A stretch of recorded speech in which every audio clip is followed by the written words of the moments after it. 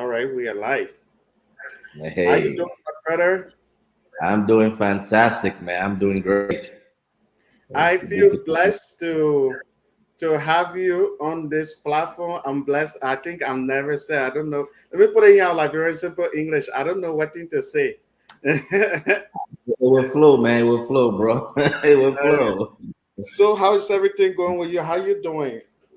I'm doing really well, man. I just Okay. finished a fantastic meeting with some brothers in Liberia and some of the Yeah. team members here. So I'm feeling really Yeah. good. Good, Yeah. thanks. I think, yeah, hopefully, yeah, we have a good interview. You know, you just know that you are chatting with your brother. There's I no, know. that I might ask you some questions. You know, if you feel uncomfortable, you know, you're a star. I don't want to get Hey. you in trouble. So, whatever I ask you that you don't feel comfortable with, you can just say, you know, I just try to find way to get out of it. Um, Yeah. yeah, so but I'm excited to have you. Yeah. I'm just trying to drag this to, but everybody, thank you for watching. Today I'm interviewing my brother Roland. He is a musician. He is also an entrepreneur. The brother told me a lot of things that we are gonna get into. I mean, this brother, he's a good patriotic citizen for Liberia. He really believes in Liberia a lot. You know, the moment you meet this brother, you know already he's a Liberian. But you know, the first time I started talking to him, I didn't even know he was Liberian because he speaks Siri. And you know, guy like me, when I'm talking to him, you know, I speak my little colloquial, but he can be speaking his Siri. So um I think you guys would know the once he start talking, but he's a superstar musician. I got to learn that he even got interviewed by one of the biggest American television station. I think we are going to get to all of that. But Roland, how you doing today? How can you tell my viewers a little about you so that they can know besides the music part that I'm talking about, but as a Liberian, how did you leave Liberia to come here? Sally is watching. She say hello. Yeah, can you tell a little bit about your story? You don't have to tell more. You don't have to tell what you are not comfortable with. No problem. I mean, once we're talking Liberian, I'm with family. I'm home. I'm comfortable. Yeah. I don't think there's much I'm not comfortable with. Okay. But yes, indeed, I love, love, love Liberia as a country, and especially even much more, I love my countrymen. Wherever I find Liberians, our unique Liberian accent, I'm at home instantly. Even when I'm traveling, when I hear it, and sometimes when I'm performing and somebody come to me, they say, "Man, you from Liberia?" I say, "Yeah, I can tell you're from Liberia the way you're talking." And so yes, and so but you asked me about coming to the States a few years ago, when I was still in high school at the St. Peter's High School on Barnersville Road. I received an opportunity from an American family to come Mhm. here and go to college. They Yeah. heard my story, Mm. childhood abandonment, which I'm sure we'll have time to get into. And they decided after I graduated as what we say back in the deuce of the senior class, or we say valedictorian. When Yeah, I remember you graduated, spy. Eh? I mean, You, that's so booked in the you know. So yeah. afterwards, I do the WIAC exam too. Then they help come to the US and come go to college. That's how I got here since 24 years ago. Mm. Since 24 years ago. Yes. Yeah. And so that's how I got here. As far as I think my younger son just brought me some tea to drink. Yeah. He brought tea for a pape. Yeah. Don't worry. Yeah. I'm gonna get to a lot. I will ask you a lot about your story and your music and everything. I'm gonna ask for all your chamuden too. I'm joking. Hey. Hey, man. Because you trying to start trouble. I'm gonna say how many chamu you had. Call one chamu name, then when you go call one chamu name, you forget about the other chamu, then I you get forget in the trouble. order. In trouble. Yeah, no, I'm You, just joking. I'm you not trouble. gonna go personal, You but troublemaker. They like bro boy trying to get me in trouble, yeah. yeah, no, you see, it's not that type of personal that I'm gonna go, but can you Yeah. tell? I know you told me a little bit about your story, which is it's amazing. You are like a miracle, I would say. Can you tell us, if you are comfortable telling, can you tell us a little bit about that child abandonment that you went through as a kid when you were growing up? Yeah, I appreciate that, my brother. And when I was 3 months old, born in Liberia, in Monrovia, my biological parents threw me away. Hello, Sally. Threw me away on a dumper, a community dumper in Robertsport, Grand Cape Mount County. And they left me there. An older lady was walking by and she heard a baby crying from on top of the trash. Right there, she climbed. Hello, Arthur. She climbed on top of the trash, and there was a box or cartoon, as we say in Liberia, sitting on top of the dumper. And in that cartoon, there was a baby crying from in there. When she opened it, it was a baby in the cartoon covered in mission ants or fire ants crying. And that was me. So she picked me up and started yelling, "My people, y'all come, oh, y'all come." As people came out, they ran to the police station in Robertsport. All the investigation after the police, they couldn't find my parents. So then the old man who found me, her name is Siatu, may her soul rest in peace. She decided to take me home as her own and began raising me among other children from relatives. You know, in Liberia, relative children come and live with any family member that live in the city and doing well. So I was now the youngest among all of these, their relatives' children living with them.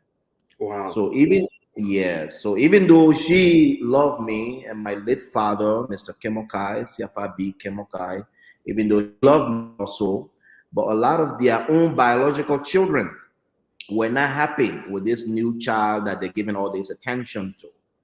So I went through a lot of abuses, a lot of violent flogging, what we call bullying. Many times people just call me the worthless dumper baby. All these things were following me.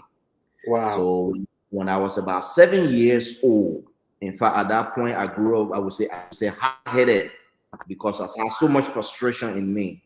Yeah. When I was 7, 8 years old, the old man left, Seattle left, and came to America to have operation on her knees.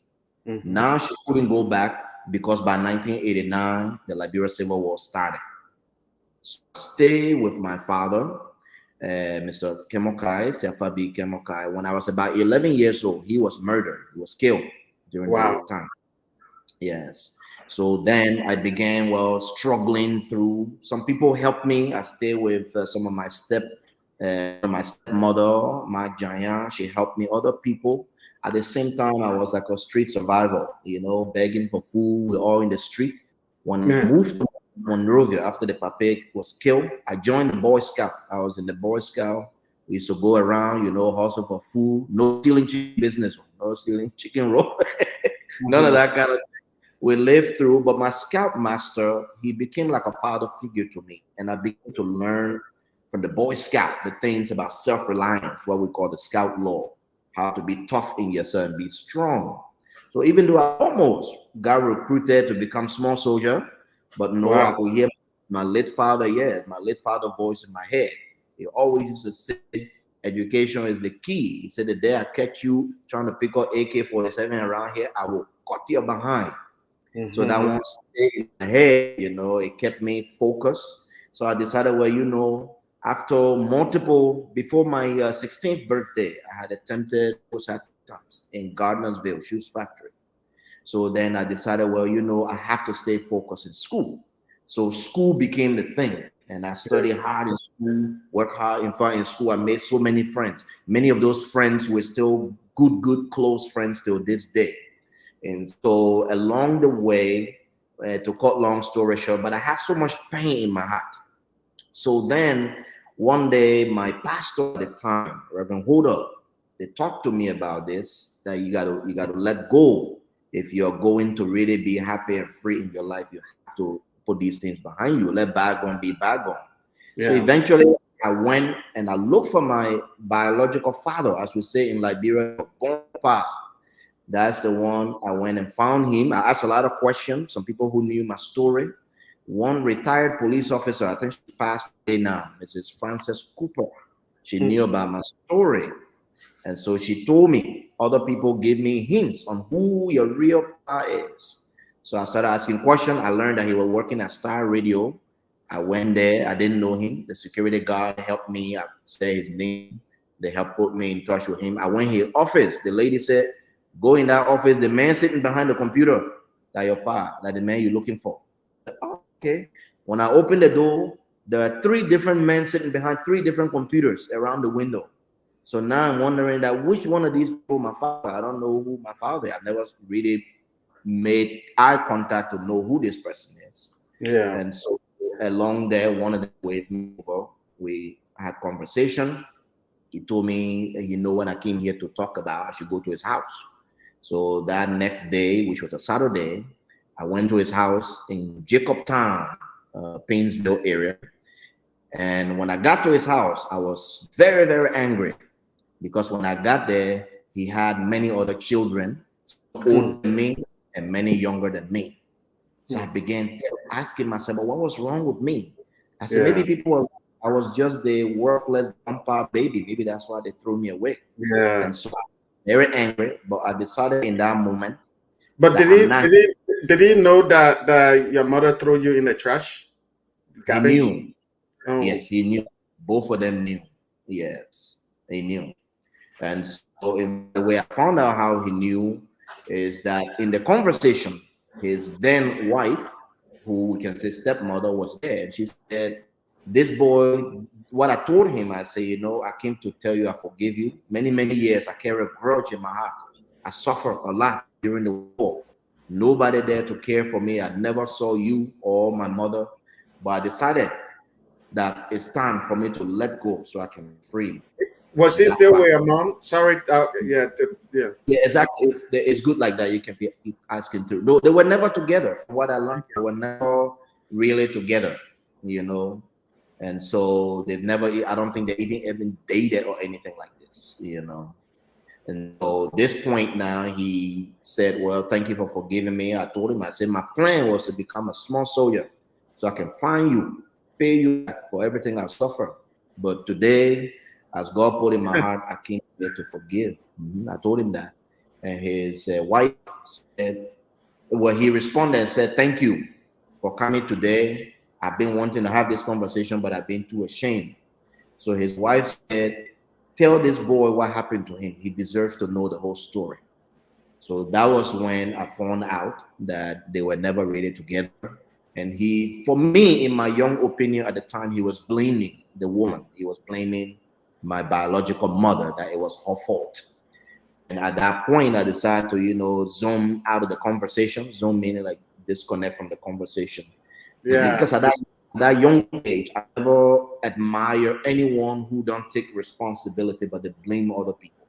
And so at that point, we caught up the conversation. I told him, thank you. I hung around, saw my younger siblings, the older and younger ones and all that. And at the end of the day, I left. 1 month later on, when I was ready, I felt like I wanted to meet the most person. I had father figures, like my scoutmaster, pastors, these were spiritual fathers. But the one I truly missed was my mother. So a month later on, I asked him if he knew my mother. He said, oh, yes, hold on. I was in his office. He dialed the number, and somebody picked up on the other side. Back when they were doing dial, people didn't have cell phones back then. So then a lady picked up, and he said, yeah, your son is right here in my office. He wants to meet you. I said, wow, these 2 people know each other. So he told me where her office was on Broad Street. I went up there on my way to get up in the second floor. They are not really like a very poor, like, living Sonny Wayne type of lifestyle. But if they have their office, they are working and thing, I think then they were in a good space. So they were. Away. Yeah. Yes, they were. And all of their children, my siblings, they all had means as far as education, going to school. Wow. Whereby I did not have any of that. In fact, at the time, I paid my own school fees from 4th grade all the way until I was in the 10th grade when the American family here began helping me. I used to go cut firewood and sell it to the Fanti people back in Robertsburg to dry fish. Any of those pay my school fees. And because of my good... My brother, nobody throw me. let me be honest, and I'm not joking about it. Nobody threw me in the trash, but yeah, we have similar experience. Like living at some point, you feel like, man, do I have family? Do I have Mm. parents? That kind of life. But nobody. I'm trying to be honest, and I know it's about your interview, so I'm not gonna go more there, but. I can relate how you have to hustle. You know that there's no hope. Like you don't have nobody around you. You got to hustle. I Yeah. remember living in Greenville, and you got to do what you got to do. Like that little stealing, little the only stealing I ever did. I'm Mm. gonna come back to you, but the only stealing I ever did in Greenville.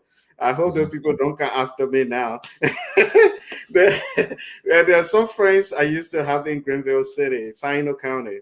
And yeah, at night we will go to these people. We'll put the little like a bit bad money. We'll put it together and wrap it. It's horrible, like just maybe half of it.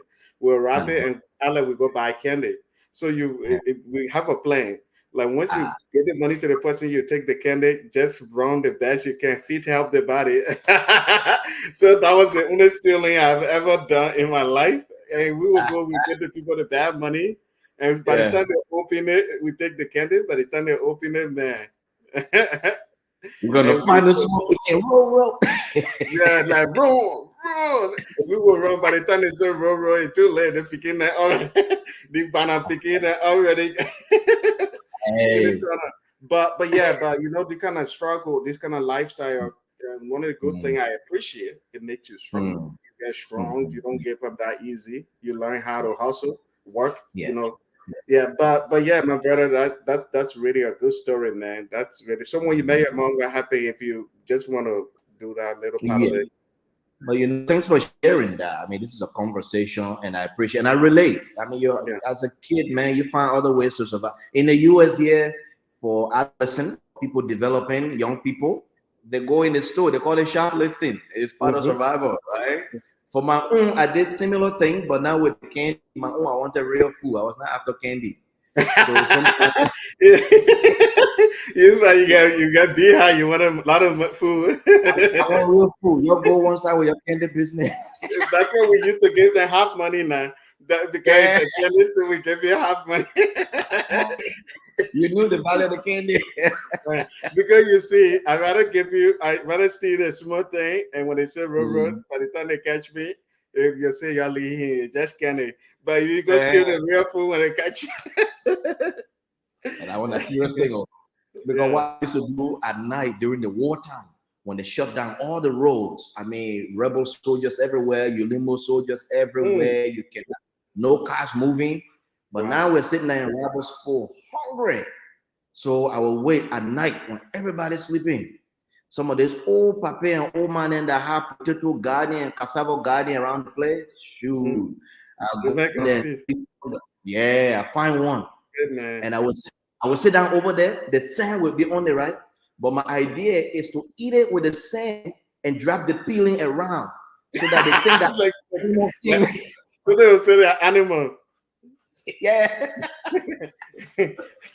What good thing they didn't have security camera and no YouTube at that time because if they No caught you saying YouTube, on no YouTube, smartphone. oh, you'll be viral video. Oh man, but it's survival, my brother. It's survival. No, you got to do what you got to do in life, especially the type of situation that we had, growing up, where you Yeah. feel like your parents are not around, the only person that you were with. For me, my situation, I'm not gonna explain more of it, but I was 9 months old when my grandmother took me to Grand Jita, and my father mother was in Sino. She took me to Sino. Before the Mm. war started, my grandmother was beaten to death. I watched that. So she was the only person that I knew. They had some family member around, but everybody I didn't know them at the time that well. We had one of my auntie in Greenville, but I wasn't used to that. I used to the grandmother. So just 6 months old, or six Mm. years old when my grandmother died. So you grew up like that. You learn how to hustle. Even during the war, I used to walk. We walked from Sino to Zweju, and that Mhm. was the craziest thing. I was 8 years old at the time.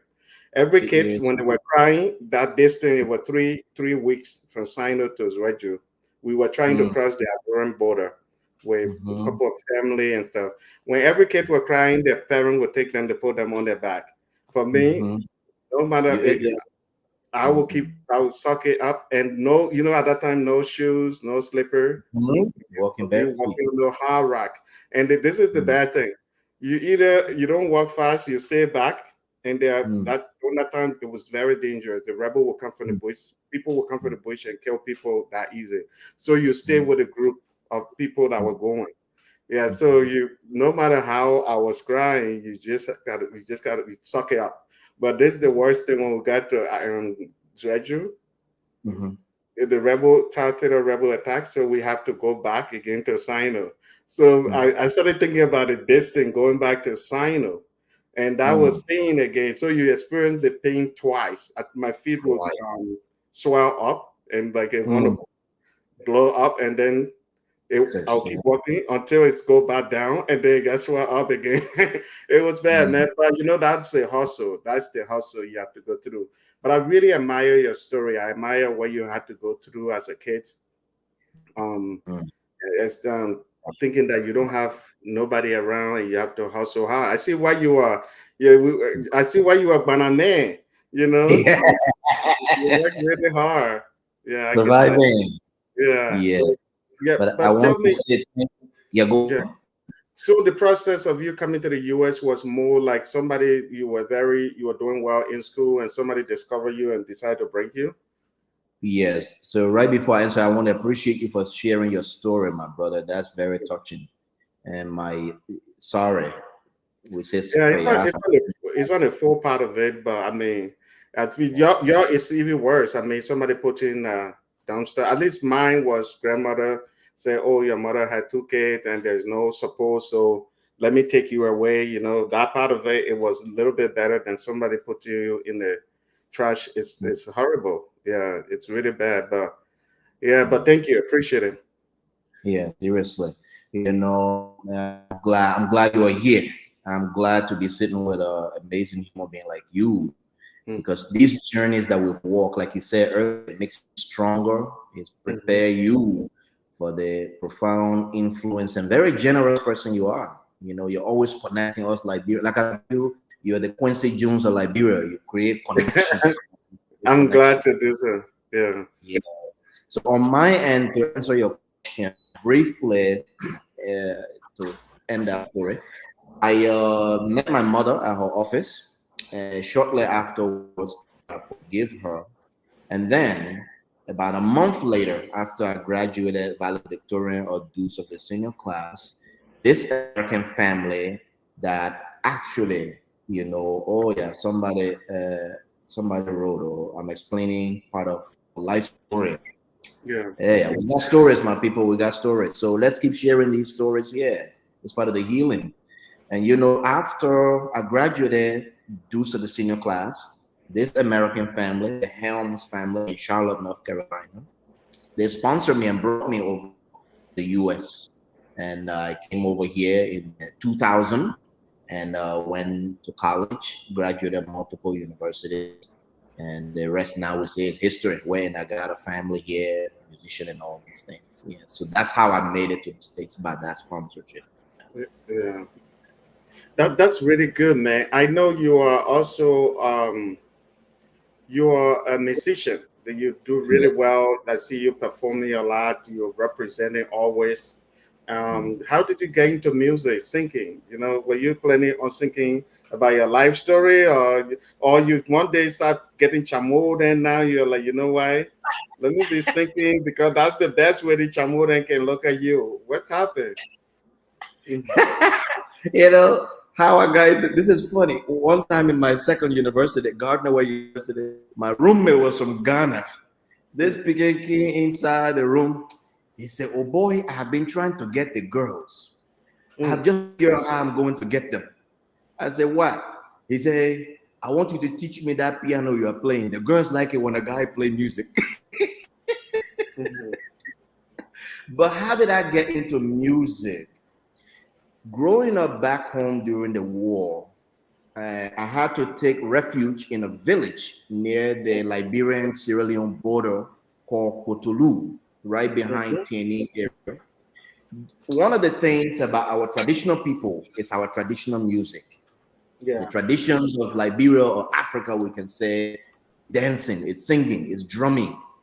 And so for me, even though I was going through a lot of pain as a young kid at that point, very lost, confused, and hurt, wondering why my own people never wanted me in the village. They were always calling me a Lumon. Lumon means a foreigner, you don't belong here. Yeah. Through all of that, Wow. my biggest point of passion and contact I got was with music, the dancing. Oh, till this day, as a grown man, I still love our traditional music. So that one, it made me very happy. Something else, during farming, when we're making the farm, we call it scratching or tilling the land to make rice farm. It's a Yeah. bunch of singing. It's a bunch of singing. So in my young brain, I associated that when you're going through tough time, you must start singing. When you're going through hard work, you must start singing. So I think in my brain, what happened to me when my father was killed, the night that everybody was crying, whoa, whoa, why crying? I don't know what happened, Jeff. I just started singing. I just started singing, bro. Wow. Just kept on singing. They said, but this young boy, he's just been singing the whole night. Everybody crying. They became just singing. That's Yeah. what stayed with me. I never planned to become a professional musician. When I came to the US, of course, before coming to US in church, I always would like singing, dancing all the time. When they play the drum, oh, clapping, singing, dancing, everything. Then, when I came over to the US, I discovered the piano. One of the first women I saw play on the piano, I went to her, I said, can you teach me how to play that thing? It was the grand piano she had. She said, sure. I learned a few things from her, but she and her husband, they graduated about a month ago and they were leaving. So she came to my room and knocked on the dorm room and said, I'm so sorry, I have a bad news and a good news. I said, could tell me the bad one first. She said, my husband and I were graduated. We're leaving. Hey, this guy here, Asim, this is one of your biggest fans, Jeff. Oh, This is one of really? your, yes. How you This, doing, my brother? Thank you so much for the support. I really appreciate you. My friend Roland, is he the guy you were talking about? that's the one I'm telling you about. Yes. Thank you so much, my brother. I really appreciate you. I appreciate the support. My friend Roland told me about you, and I can't wait in the future. Maybe I can visit Roland out there. We all will be hanging out. Just as Definitely. I know you've been following me for a while. You know me, I like Chamo Bene. So just keep the Chamo there for me. You have to, you have to teach you what a chamo is. But I appreciate Mm, you, my brother, for the support and always following our Liberian TV network. Mhm. fantastic.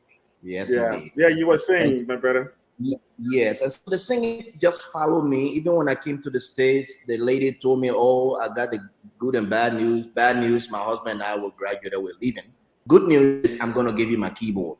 So every Mm, time I would feel sad, I was missing Liberia very badly, I would just sit down there and play. I taught myself.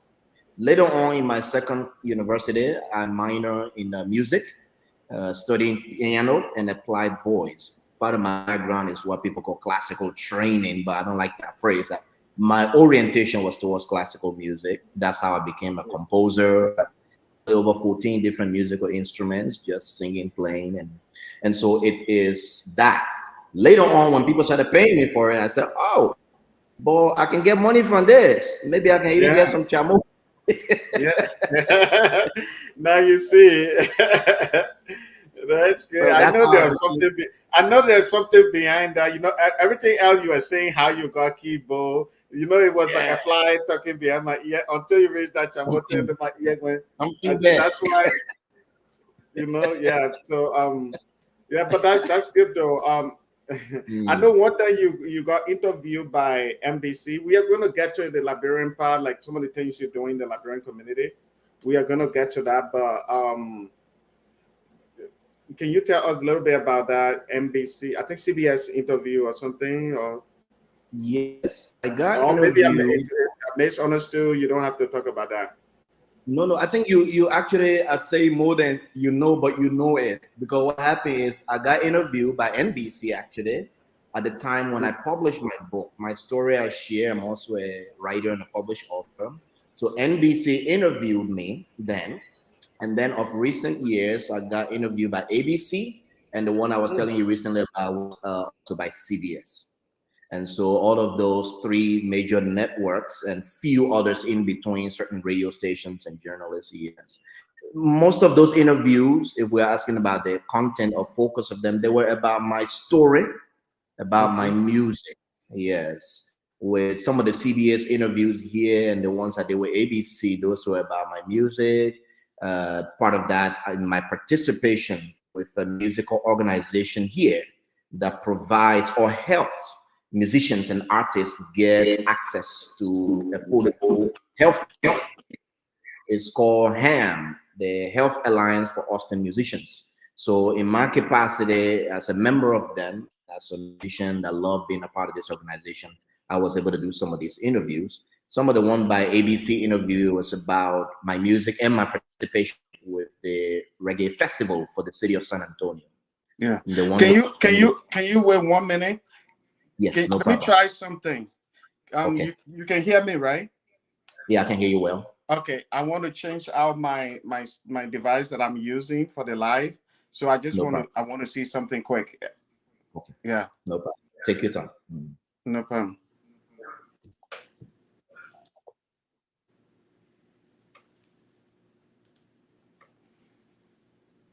So you can still see me, right?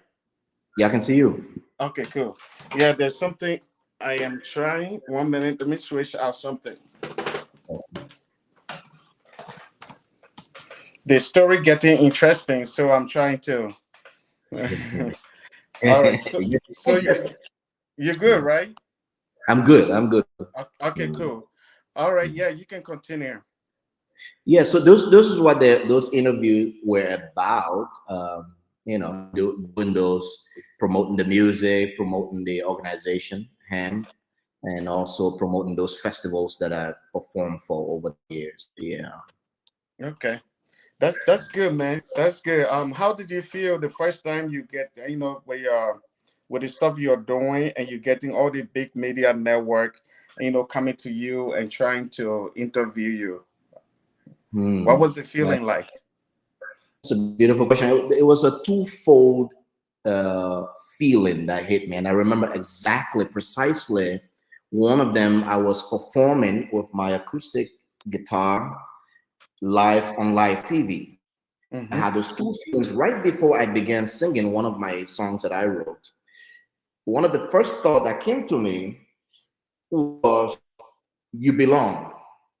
Because for many, many times, coming from my story, I always look down on myself. I always had this self-esteem problem. I always this, you're just the dumb part picking, man. Like you're picking, like who you think you are? Who are you? I will Yeah. have that going on. Sometimes in psychology, we call it the imposter syndrome that will come in. Right Yeah. at this point, something hit me and said, no, you belong, because you're not only here just for you. You are representing your country. You're representing so many much more talented people from Liberia. You are here. So in fact, if you look on one of my shirts, I put the Liberian flag on it. So everywhere I go, if that TV camera flash, you will see it, and you will see there Liberia. Yeah. So that was the moment I had that. The other thing that hit me is a deep feeling, a satisfaction inside that, yep, you're doing what you're meant to be doing. This is what you're here to do. Using your Yeah. voice, using your talents to inspire human beings, to help them feel better. If they've shared similar stories like you, giving them the courage to tell their story, or if somebody is feeling sad, they cry it out and heal, or that's when those are the two feelings I got there. Yeah. Yeah. That is really good, man, to see a Liberian brother, Mhm. doing stuff out here and getting global attention. Because when you're on, when people like NBC, CBS, or when the big that those are media giant, and CBS is a media giant in America, and Oh to yeah. be on them for them to recognize you from your book, from what you do, man, you're a big man, man. So all the thing I can be opening in my eyes, say, my man, No I'm in Hollywood here. You say, Bana picking, I've been there, I've done that. Yeah, I'm the real we're Bana trying to man be like here. Huh? you. We're trying to be like you, but You we're know, coming I, up. I What's I wrong? I think I told you a similar story with my friend Darakura. She came to LA And I Yeah. was like, I told her, I said, you in my town, let's go to this celebrity event. Yeah. And I was, I tried opening my arm and started, there are certain people I just do that with just for fun. And so Yeah. when we got to the place, you have me thinking I'll introduce her to people. This Mm-hmm. lady, everybody started running to her. These big celebrities, like Vivica A. Fox, other people running to her. Hey, Dr. Kula. Yeah, she's a Liberian producer, big time producer, Yes. very big. Dr. Um, Kulash. yeah, and Yeah. she was, everybody just going to her.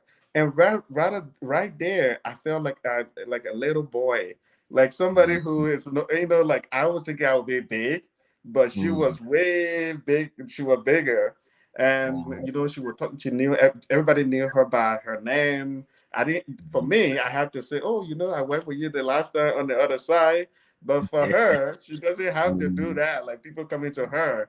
And after that, I told her, I said, but you have me coming to make big mouth and you knew you have all the connection. Why did you allow me? She said, you small boy, I just wanted you to I wanted you to enjoy yourself, make big mouth because I knew what would happen. And then she was joking. She said, experienced player can suffer for Jesse. I said, oh my God. She dropped the So mic on you, bro. yeah, Oh, that was yeah. cold. That was cold. That's the same thing. You when I'm doing my little be my Facebook, I'm here LIB to your like remember friend, man. I've been around those people already. Yeah, but no, my Yeah, but man.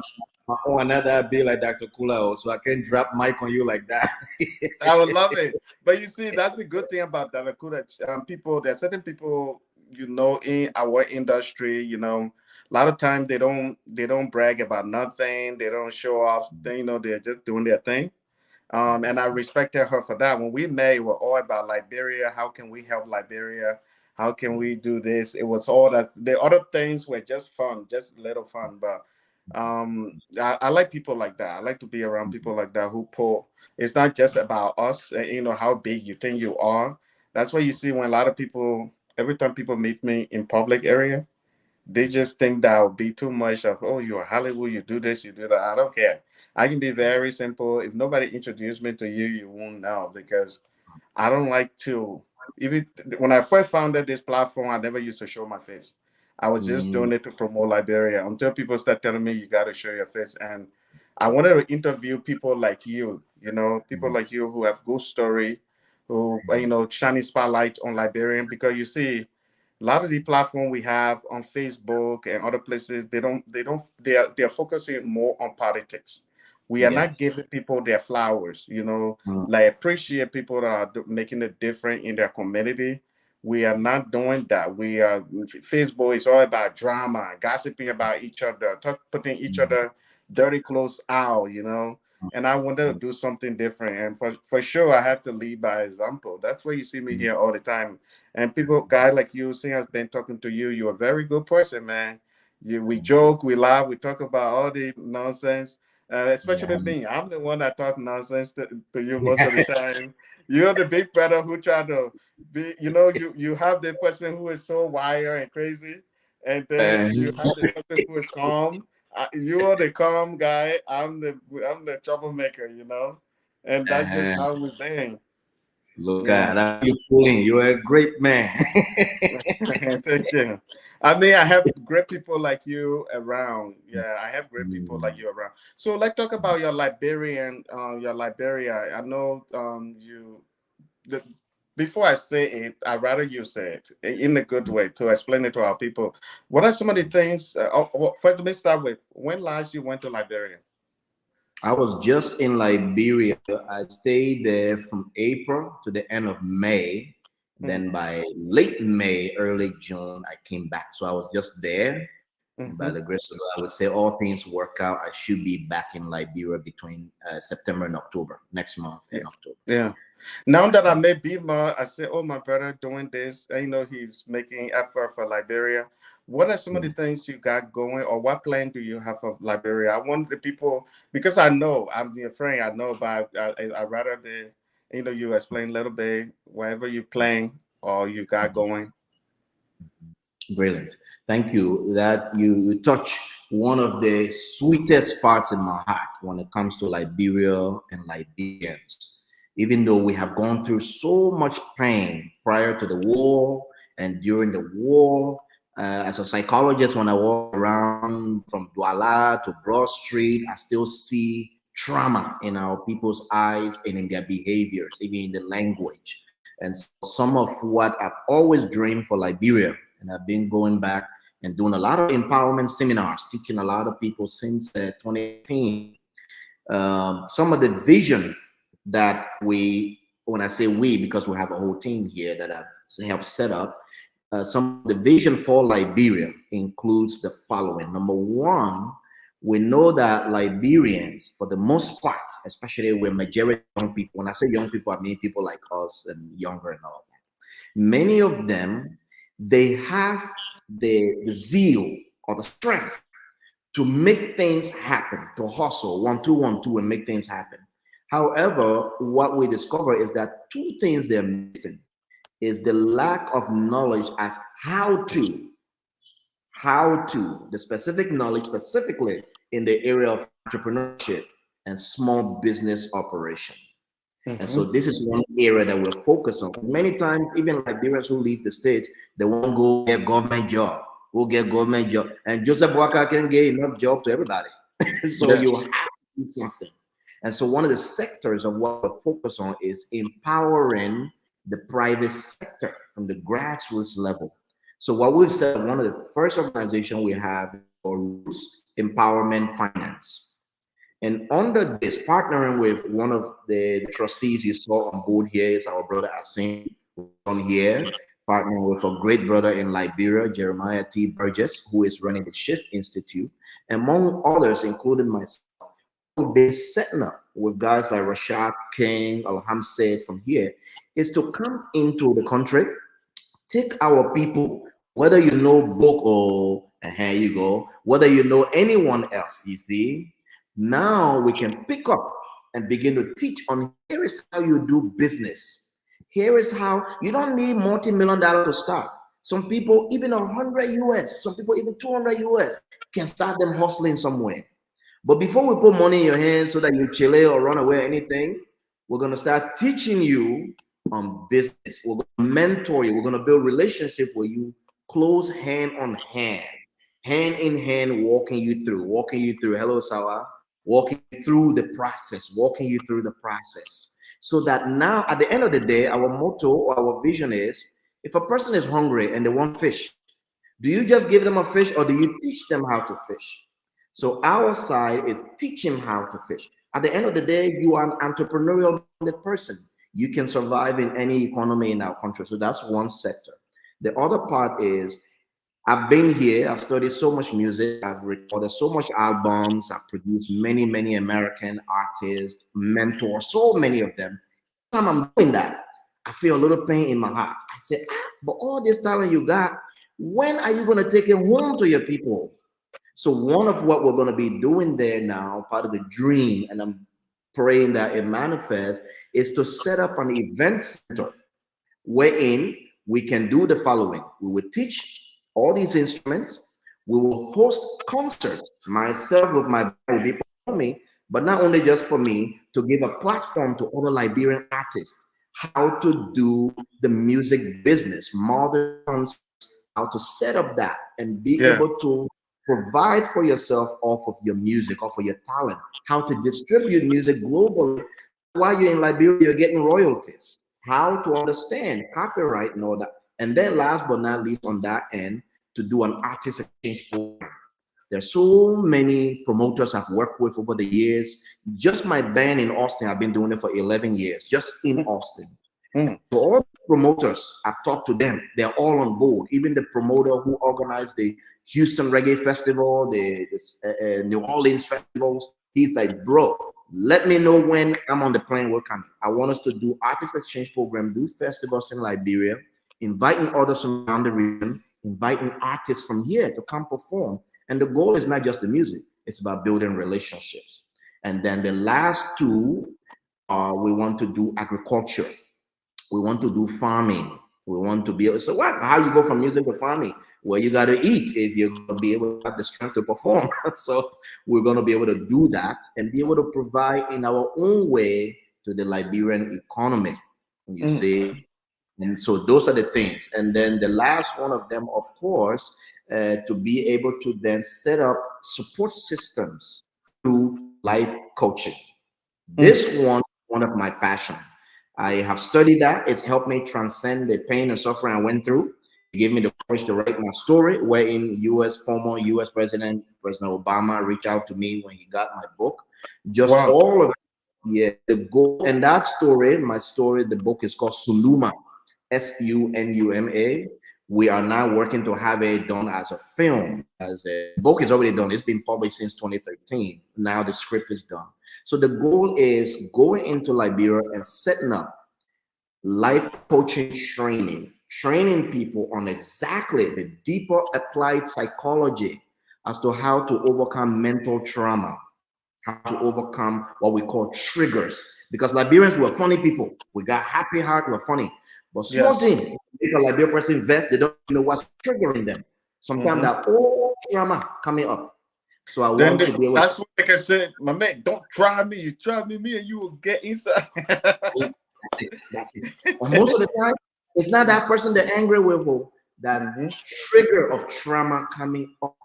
Sometimes they're even vexed, they don't even know why they're angry. Like when I was in Liberia this gone trip on National Unification Day, I was at the University of Liberia campus. Yeah. There were all the greats that were in there, presentations happening. One of the human rights advocates in that country, he was in the middle of speaking, and my brother immediately, thank you, bro, thanks, Asim, yes. Immediately, while this guy is sharing his story as to what happened to his parents, his father was killed in front of him during the war. In the middle of it, he choked up and began crying profusely. He could not finish his speech. He could not finish his presentation. And I said, now that is why I'm coming back home. Because that moment we call a triggering moment. When it happens, it can derail any of us. And so my goal now is to come. All these things I've learned here, I've trained on the Tony Robbins program. I'm certified through the International Coaching Federation to be able to train. I've trained and certified a lot of coaches here in the US. The goal is to do that in Liberia, to empower our people on the psychology of things, to empower themselves. So those are the four aspects of what we're looking and moving to Liberia. I'm in the process of building my home there so I can move and not just be a visitor to Liberia, to come and live there. I will be visiting the US, Europe, and anywhere else. Yes. Yeah, that is so good though. One thing I want to ask you, everything you went through when you were a kid, getting thrown in the trash, and Liberian trash, even American trash, not good than Liberian trash. Imagine that. You After all of that, you find your way to America. Life is okay, better than the people in Liberia. You are living okay. You accomplish a lot. A lot of people will say after everything I went through, I don't want to have anything to do with Liberia. Some people will think that. Why inspire you to say, why, even after everything I went through? Because yeah, some people will just think that. Why inspire you to say I want to go back to Liberia and make a difference and do all the things that you are thinking about? There is no other option for me. I don't, in my soul, there is nowhere else I'd rather be. There is no other option. Yes, economically speaking, America, the developed world, is better than our so-called poor countries, so-called. Notwithstanding, at the soul level inside of me, I breathe Liberia. I sing Liberia. Even on my album, everything That's not I know. Yeah. Yes. So I don't know of any other option or nor somewhere or anyone else I'd rather be. This is who I am. So what I left with, to heal through the pain, to work through it, to let my music, my art help me heal, and then to find love in myself. Because for me, I never grew up, nobody ever told me I love you or I never felt that. But by healing here, I said, okay, then how many more people in Liberia who nobody told them I love you? How many more people who have gone through some stories even worse than your own? Yeah. So for me, it's what I feel, and I feel that it's the calling on my life to come back and be of service to Yeah. wherever life is at. Yes, Yeah. yes. You see, that's why I always, when I came to the US, the part of Mm, the story that I told, I just a little piece of it, not even my mm, full story. But when I mm, came to the US, some of the close friends that I had, they used to ask me, why are you, why are you so good? You are good, you are laughing. Some people will have different attitude, they'll be bad, they'll be from jail to mm, jail. So I told the person, I said, we human being, we had two options in life. mhm, When we experience things, we can mhm, choose to be good person people, so that we mhm, don't so that other people don't go through what we went through. So that's why you see today somebody will become marriage counselor, because when they were growing mhm, up, they watched their father beat their mother, or all mhm, that stuff, domestic abuse counselor, all that stuff. mhm, And but then you have other people too who said, when I was little, the way my mother was treated, so now I treat mhm, women better, and that's mhm, the number two thing. So I say I mhm, chose to be positive. My thing about Liberia, wanting to make the difference, praising mhm, those that are doing the right thing, shining spotlight on good Liberian like yourself.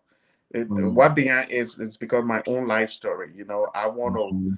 to try my best to make a difference in Liberia, so that we don't go through what we went through when we were, so that our next generation don't go through what we went through.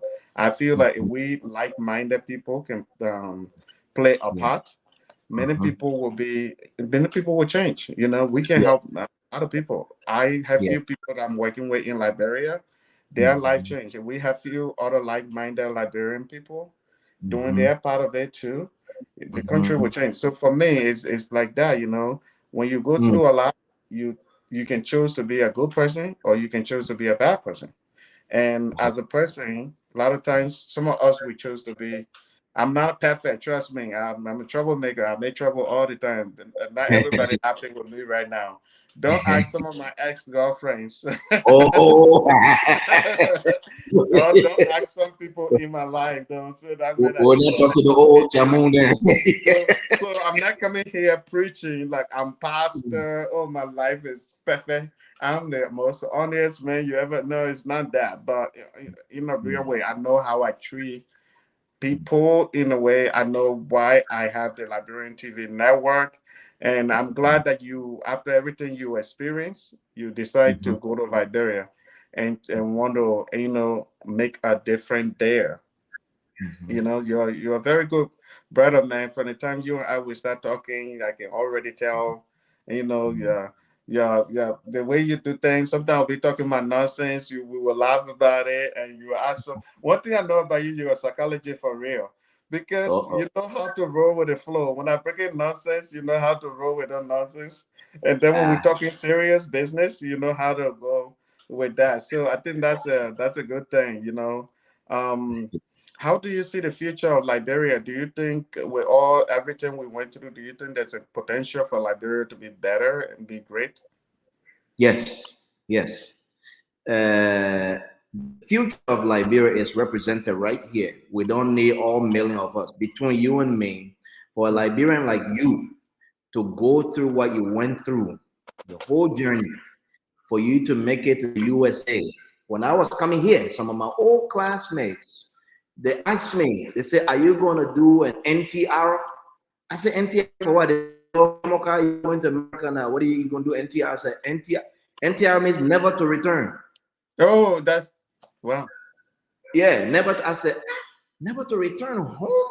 Like, no. So for you to be here, you are in Hollywood, you're making, and for you to think Liberia, breathe Liberia, and live Liberia, and set up a platform in which people like me and many others, we can share our journey, our story.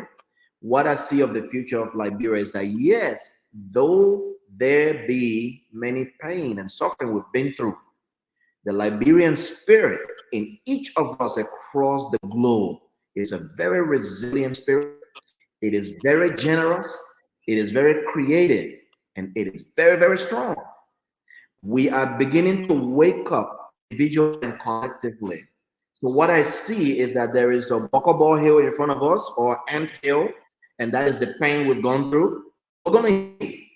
We're going to heal by facilitating these conversations. One. Number two, we're going to wake up to our true potential. And from that place, we will begin to create the new Liberia that serves us, our younger brothers and sisters, our grandmothers and grandfathers, and the generations to come when we're not here. So, what I would say from what you said, Jeff, I want to pivot on that and let's pass a message to our fellow Liberians and other Africans listening, but specifically Liberians. My people, let's do the work of healing. Yeah. Something hurting you inside, reach out to Jeff, reach out to me, find some help somewhere, read a book, anything to begin to overcome it. Because you may think, oh, for me, I just small picking, I just small bird. I what thing I can do for Liberia. You'd be surprised. The You can, little, yes, yeah. you see, you can do a lot. You And so for Liberia, I see the future is beautiful, is great, not by somebody who will save us, but by us taking responsibility for what we want to see and experience. I think it was Gandhi who said, be the change you want to see, right? Yeah. Yeah, yes. Tell me what was it like the first time you returned? I know you left that time, you know, that you are now who you are now. You learned a lot. You got educated. How was it? How was it? Was Liberia like, oh man, that place bad, man. Where did I come? What was it? What were you thinking at that time? The first time I went back after coming to Yeah, the States, yeah, oh yeah. man, in my own culture, it was a shocker because I stayed here 10 years before I went back. Hmm. I came in 2000, and by 2010, that's when I went back home. It was like a stranger in my own home. I was like, whoa. So besides that, it was hot as hell at the time. And then, but there was a joy I was having when I went downtown Waterside to know that, yes, Allah has changed, but many things remain the same. Something in my body, it's almost like when you go to your grandma or your grandfather's house, you just feel at home. You can take out your slipper and relax and be yourself. That feeling began to overtake me. Like, okay, America, I mean, Liberia don't have streets paved like America. Liberia don't have this skyscraper, all these things going on, but man, it feels good to be home.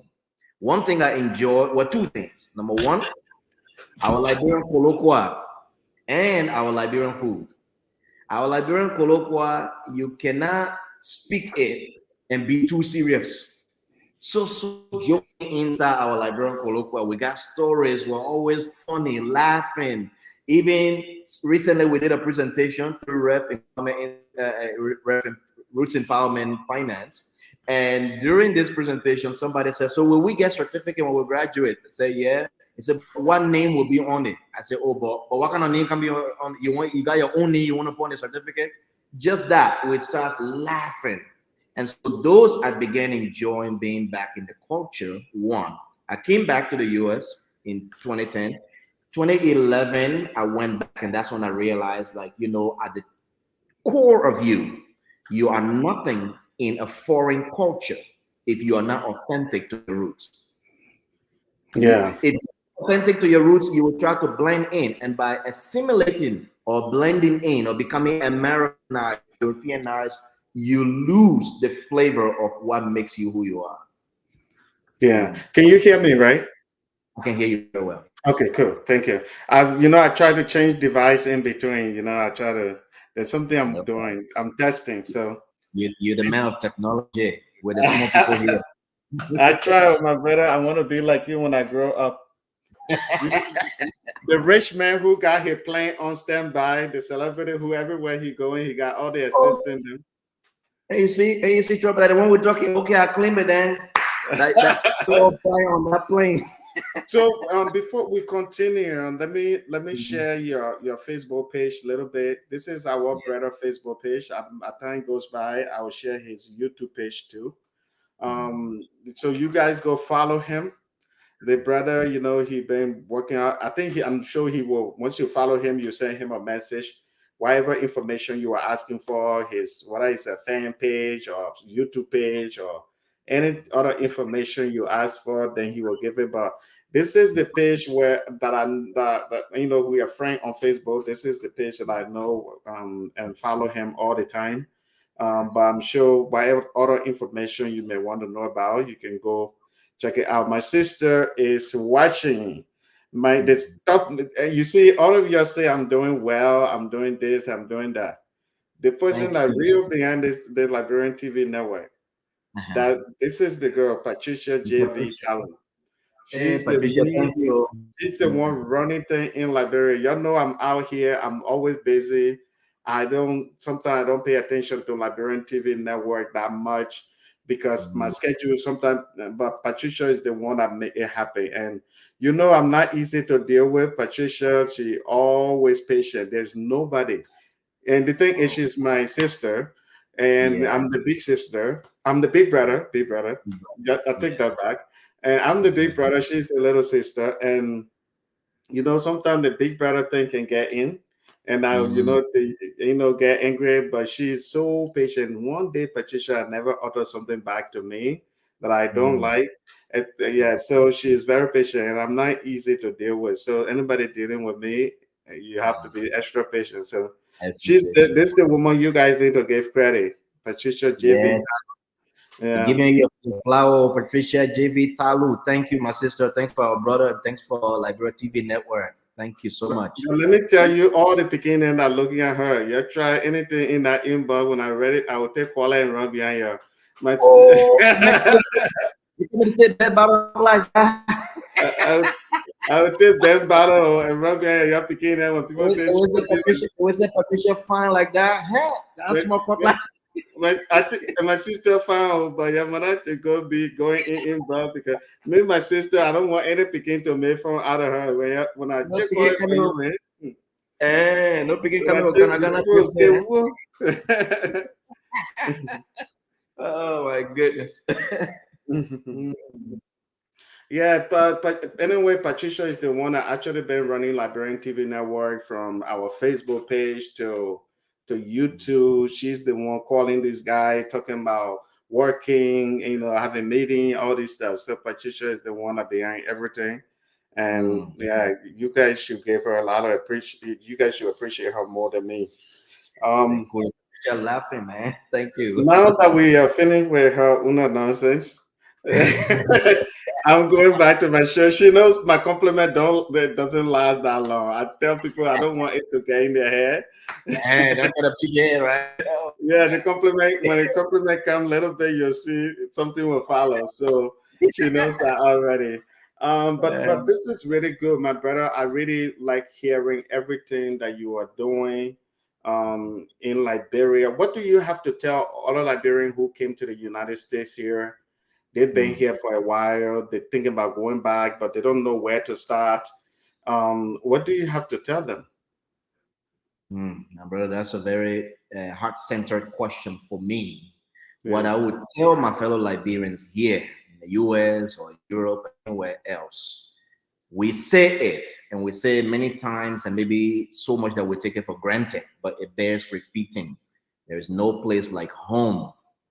In the midst of your frustration with Liberia and fellow Liberians who have done you wrong, whether corruption, to trauma, to croaking, to anything else, notwithstanding, Liberia is your home and you have a divine right to stake your claim there and help create the Liberia you will want to see and help create the Liberia you will want to be proud of. Your contribution in any way makes a huge difference there. Connect with like-minded Liberians who can help support you. Platforms like these, the Liberia TV network, to our brother Jason Sakwa here. Let's connect with others. Let's support each other, encourage each other. If somebody did you wrong, someone can be here to encourage you, to help you to get over it so that you can live, your own life of peace. But there's no place like home right now with what we call the African Renaissance happening, right now. Liberia being the first republic on the continent of Africa, besides the empire at the time of Ethiopia. Liberia, which had led many, one of the founding members of the League of Nations, which later on became known as what they call the United Nations. Liberia as a founding member of the Organization of African Unity, which today we call the African Union. I'm trying to say Liberia is a grandfather on the continent, and we have the responsibility to upgrade, update the vision of our forefathers and help our younger people so that we can do this. So I would say, let's tie hand together and let's go ahead and do whatever in our own way in Liberia to get. Don't give up on our country. Don't give up on your fellow Liberians, even when they've done you wrong. So Yeah. that's what I would say. Yes. We want to just. I know we are on your Facebook page, but maybe you can measure. Or do you have any other thing, social media platform you want to measure, like YouTube and stuff? How people can find you? Yes, the YouTube channel. If you just take my name, just that name, Roland Kemokai, and put it on YouTube, my YouTube channel will come up, and you can Oh, listen to all of. just the camel kai. Yes, Roland Kemokai. That's it. Don't put Mr. Music, but just put Okay. Roland Kemokai. Yes, just that Okay. name. It will come up on YouTube. It will come up on LinkedIn for those on there on the professional platform. It will other Facebook pages that I have for my book. It's all on there. If you're listening to music on platforms like, excuse me, Spotify, Pandora, any other music streaming platform, just type that name in, Roland Kemokai. You will get everything. You go to Google and put it up, then you will get everything on me, including all the other nyama nyama from the different Yeah. channels. So you have your band too. You say you have your band in how, Yes. how long you guys been performing together? Together now in Austin, we if you type in, let me give you the name right there. If you're searching for the band, you put in Roland and so you take out the Kemokai Hmm. and you can just put and the roots rhythm. We have help you spell it out. You Roland say Roland and yes, A and D, okay. the roots, like the roots of a tree, roots. And rhythm is spelled R-I. There it is. Yeah, Yep. that's my And band. We've been. Uh-huh. oh, so that's it here, right? Yeah, that's it. That's the band. Yeah. Yes. And they're like Liberian brother there now. Yes. Okay. They may not, you guys got a lot of video. I like your thumbnail too. Thank you. But that's my Wow. begin doing it with my younger son. He's the one giving Wow. me all. Yeah. We've That's been doing that. amazing, man. Well, Thank you. we gotta get Liberian to know you because I know a lot. You see, there are a lot of good Liberian out here like you that are doing great job, but Liberian don't know them. In That's you true. know, it's good. We will keep promoting your page so that most of our Liberian people can follow you. Thank you. Thank you. Excuse me, the fact that you are more like, you do everything Liberia, eat, dream, sleep Liberia. Actually, a lot of time you'll be talking about Liberia. Even the video that you post, I think is that a band that you were working with or different band that you guys were collaborating with? The recent one in New Orleans, that's my band. Yeah, that's Oh, Rolling really? Roots Rhythm I in New see. Orleans. So that's the band you're talking about. We are performing with Liberian something. I think there's Uh, something you posted on Facebook. When I see that, sorry, I share it too. or when I said like I was performing with Liberia's finest. Yeah. Oh, that's a band in Liberia, in Monrovia, Universal Vibe. When I was there, I Mm-hmm. performed with them at D Calabash on the old Gumbo Oh, Town. okay. Look, Yeah, that video you see okay. that's in Liberia. Speaking of that place, my sister Uh-huh. Patricia, that's her favorite place. She Oh. liked the calabash, so I joke with her all the time. I know she's sitting there somewhere rolling her eye because I'm saying it now. Uh-huh. She's every time when I told her, I said, Patricia, I'll come to Thank you. Liberia soon. Where do you think Uh-huh. we should go visit? She said, the calabash. The calabash. Calabash. She'll be You so love fast it. with it. So that's her favorite place. So Yeah. yeah. You know, shout out to them. I was seriously very impressed because over the years I performed in so many different concert venues, from smaller to middle or larger ones, and festival stages. So when the band invited me through my friend Charles Wa to come and perform with them, I thought, what is it going to be? And Charles told me, oh, D Calabash is one of those good places. I'm like, all right, cool. I had no real expectation. When I walked in there, to be honest with you, I was blown away.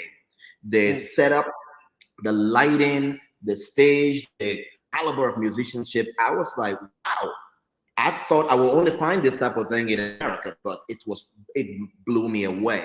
So Yeah. the Calabash is definitely a great place. So yes, Yeah. yes. That's good, man. I'm so happy for you. Look at she closed her eye with a little emoji because I'm telling you, I'm saying that yeah, she Patricia place is the Calabash. Let's go to the Calabash. I think Okay, but the Patricia they said Royal Hotel. No, we're going to the Calabash. Calabash, So good Patricia, how vibes. about yeah, so that's that.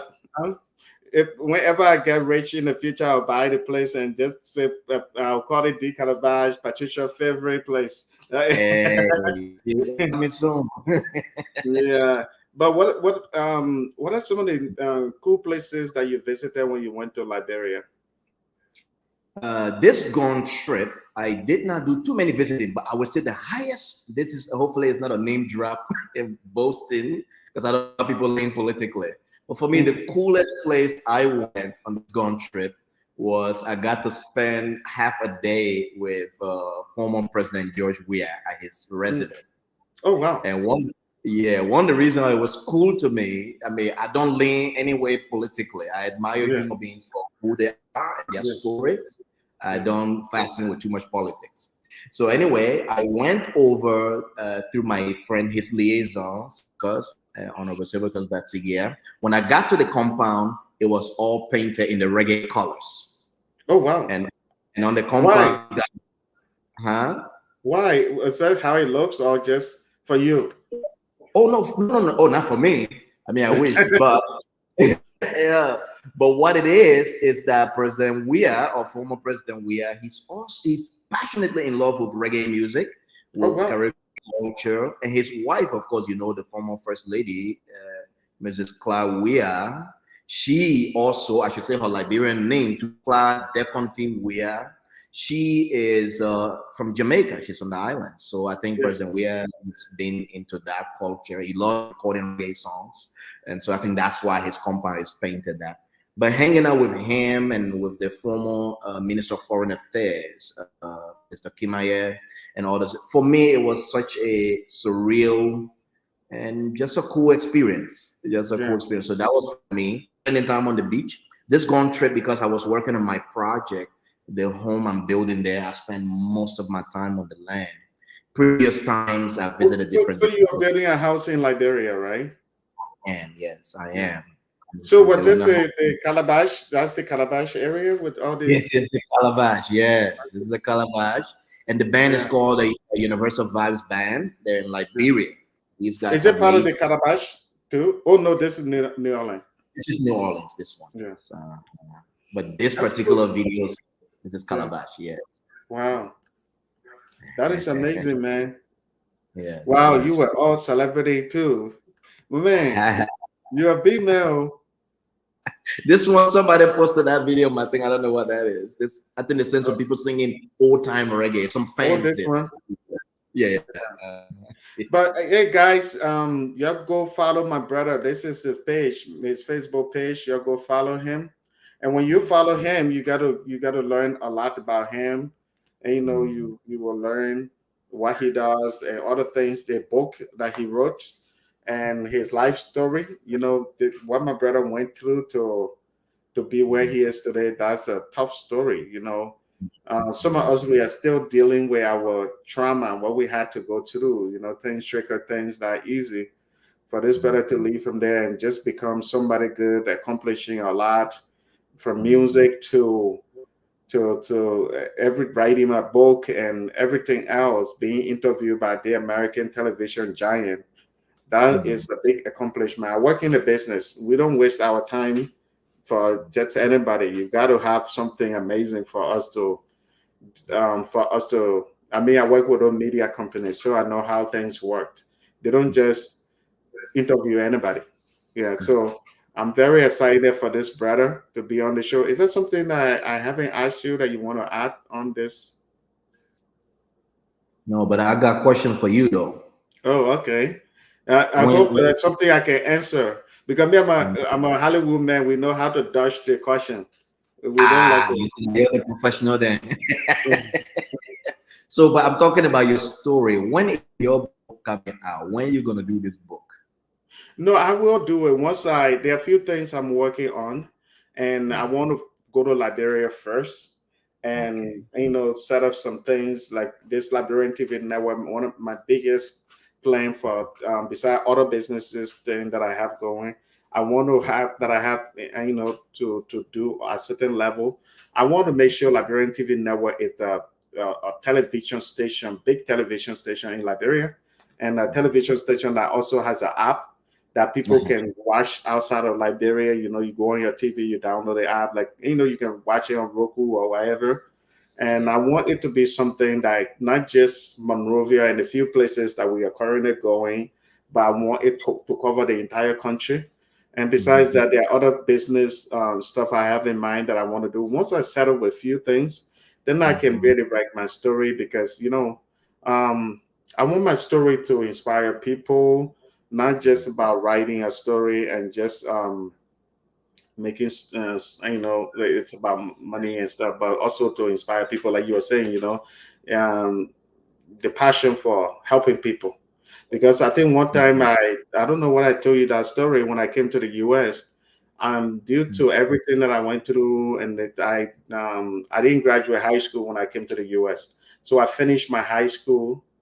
I came here. I was 21. I finished my high school here and started going to college. And by the time I finished my high school, the school that I went to, I scored higher grades, and Mhm. I was going to school every day, learning computer, all kinds of stuff. And so the school put Mhm. me on their school magazine, the high school, the district, their Yeah. magazine. It was everywhere, distributed everywhere in Orange County. And so one single mother, she saw my story. She read my story. Jefferson Saba, well, from Liberia, a third world country. He survived war and came to the United States and Mhm. went to high school, finished his high school. Now he is in college. And when she Mhm. saw it, she didn't believe the story. The story, they wrote it better than I'm saying it now. And so Mhm. she started looking me up on Google everywhere. And then she found me on Facebook. She got in touch. Mhm. She met me Mhm. in person. I said, yeah, my story was true. This single lady, this single woman, she and her daughter were living on food stamp, and she didn't graduate high school. And so Mhm. when I told her, she got inspired. She said, if the guy can come from Africa, go to school, graduate, and now in college, I can do it. So she went to college, got her degree, got a job, buy a Mhm. car. She dedicated Mhm. that car to me. Her name is Yeah. Jackie, and she dedicated that car to me. She was like 10 to Jefferson because of his story. I was able to accomplish a lot. For me, that was a turning point. And, somebody who is not Liberian, somebody completely different, saw my story. And just that Mhm. one person changed their Mhm. life because of my story. So since that Mhm. time, I'm telling myself that Mhm. I want to tell my story when I'm at a certain level where I believe that I can really inspire more people. Like, oh, the guy is successful now. He got businesses now. He got this. And, because my story is very important to me. I don't want people to think that I'm selling the story because of money or this or that. But I want to do it in a way that when I'm ready. But that story really inspired that lady. She was like, wow, this, yeah. And now My she's living brother. her life full. She living her dream. That lady that Mhm. used to live on food stamps and stuff in America, now she got her own place, got her own car, living her dream. So yeah, so Yeah, that's one of the reasons. I know my story is important. I'm gonna write it some days. that's it. I Who will might stay answer on your you. question? We will stay on you, man. Where that book? Where the book you promised? Or cameo? No, We no, want that trust book. me.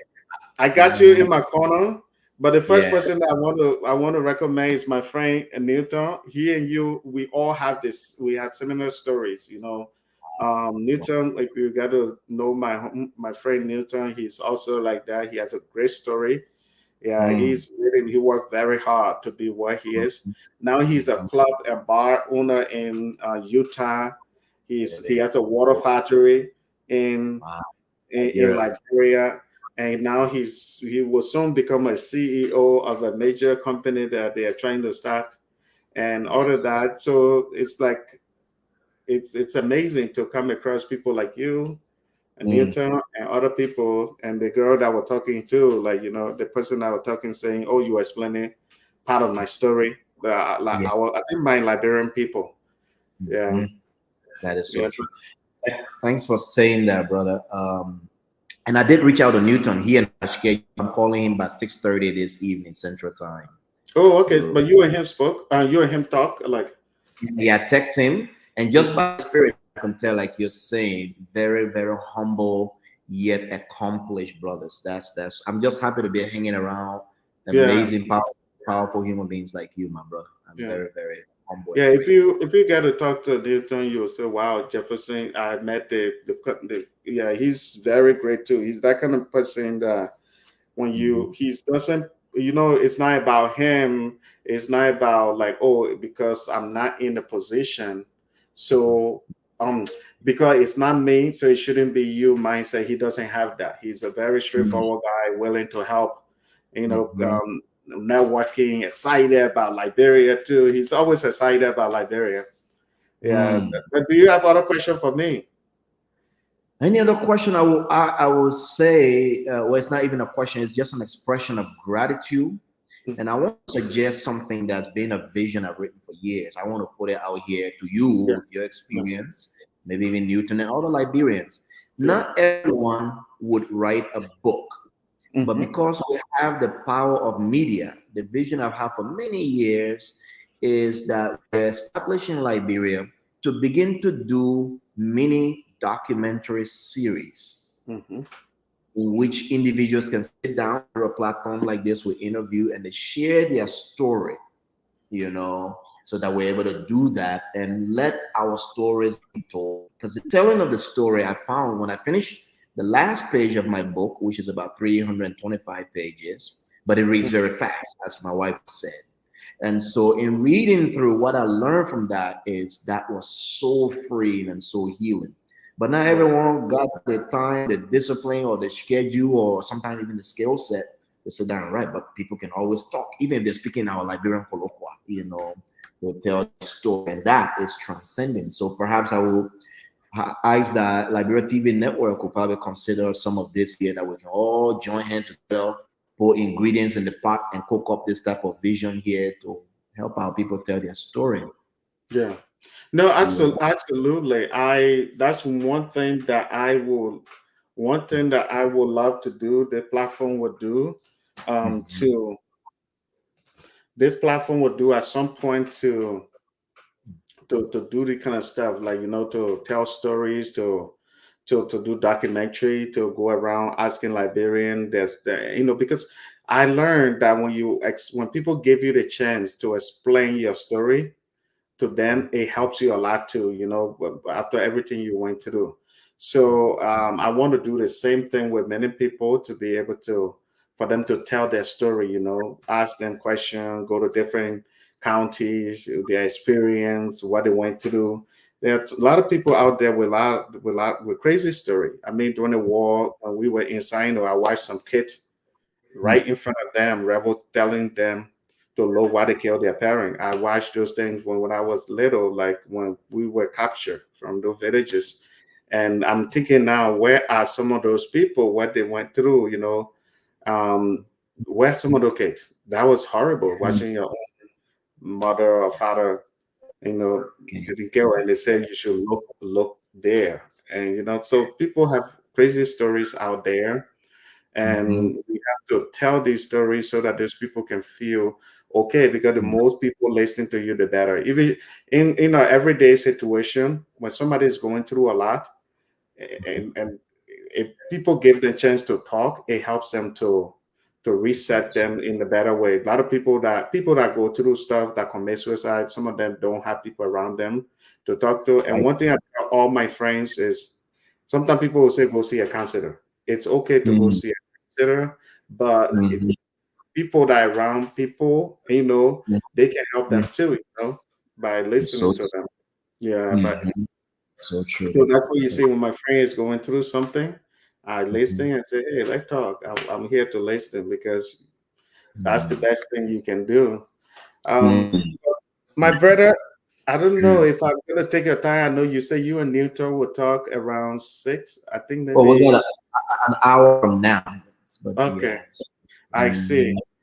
Mhm. Mhm. Yeah, but what do you look? What are you trying to accomplish with your music as time goes by? What Oh man, I know that's you you. accomplished a lot already, but yeah, I'm just. right now, the deepest part of me You made, longs but before for. you continue, you made plenty of money now. You considering Oh, retiring from music, and you just man, becoming the OG now. Who man. just producing, and all the women that are around you. Oh, okay. You made it. My wife, she got a single barrel gun. She said, any woman will Oh, try something. but you see, this is the reason I want to hang out with you. Seeing you got your wet, and for me, I'm still single. Then you Eh, just pass the woman on to me. that's it. That's it, bro. We're passing Yeah. on to you. Like, go talk to my man Jeff over there. I knew having you as my friend, it was a good idea. That's it. We'll keep you on the narrow and then red. Anytime they turn. I mean, I don't want trouble. Yeah, yeah, For my music, I intend, as I connect more and more back home, my strongest vision and desire now is to get with a agency hmm, that can help to book slash manage the work more on the international level. You see, more on the international level, to connect on that level. Next part of that is to connect back home. Really do want to take a lot of what I've been doing here and establish it back home, work there with other artists, hmm, touring Africa. Man, there's something so sweet about our African culture when you're in the flow of it that I want to tap more into sharing these messages. Currently, I'm working on a new album in the studio, and the whole goal is to merge my music with the story. In other words, the script for my story has been done, the screenplay, so that it is a story that is carried the lifeline of music. And that music connects into the deep roots of West Africa, specifically Liberia. Those are the vision that I have. So who knows? There yeah, might be some producers out there who are like, hey, let me check out the script, or certain literary agents. Yeah, reach out, let's talk. For the music part, booking and be able to perform at more festivals yeah, across the US. I want to come out there in LA or just Los Angeles, as California as a whole. I know yeah, you guys are big over there in this genre. I want to also then do it out across Africa and through yeah. Europe. I That's the think in California when you come here, of course, I will hook you up with some people that it'll be easy for me for you to jam with them. Man, they will love you. They will love jamming with you. The band that I know, they are well known, Cali awesome. Conscious. Yeah, even if you Yes. ask them about me, Jefferson, they'll say, "Oh, that's our homie there." So Homie. I would love to see you jamming with them. It happens too that they have a Liberian who work with them that do the percussion. We call it Oh, drum. That be their okay. drum samba. Yeah. Yeah, About good. yeah. That's So awesome. do you play percussion too? I do. That's the first instrument. Oh That's my wow, first root. I play samba wow. also. Man, so you've been Yeah. doing the Jojaye thing long time ago. Jojaye, yeah, yeah. You've been doing Joja all the All time. the time, bro. That's something I tell you, Jeff, when I first came to the US, Hmm. uh, some of my college friends, they knew I love music. So white people.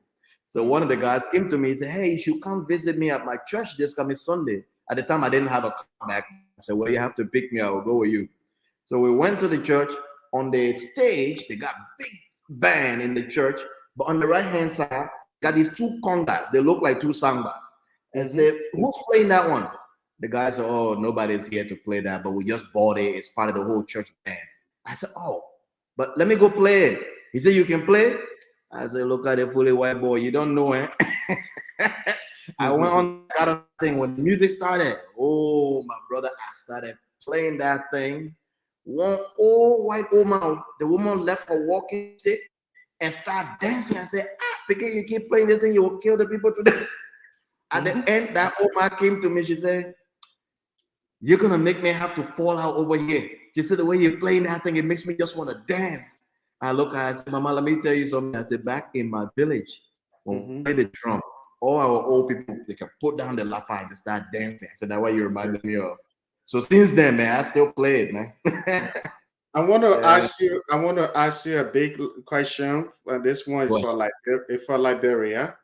Okay. And I know many Liberian, due to something that really brought the war and created more problem, were Mm. tribalism. Some people were not open-minded. But since I've been talking to you, you are a very open-minded person. I don't know behind closed door if you do something else. but Who but could see, I you know be? you're very open-minded. You are this Liberian who just love other Liberian. You never talk about tribe. People can talk about tribe. I'm proud to say I'm this tribe. It's different Mm. from saying, oh, that man, that Gio man, so he bad. That man, like Bassa man, so he bad. You don't bring the kind of conversation up. So I see you as a patriotic Liberian who always want to play a part in making Liberia better. I haven't seen you also talk about party, like political party. Oh, the other person belong here. The way you supporting the other person, you haven't said something like that. Um, how did you develop that open mindset? I always ask this question for people that always that just get attached to that kind of behavior, that think that, oh, it's okay for me to say this person is crying, so I don't like them. The person is guilt, I don't like them. But from your, Mm. why are you open minded? That people can see you as patriotic Liberian. You want to make a difference. You don't care who is in power. Where did that come from? Well, that But comes.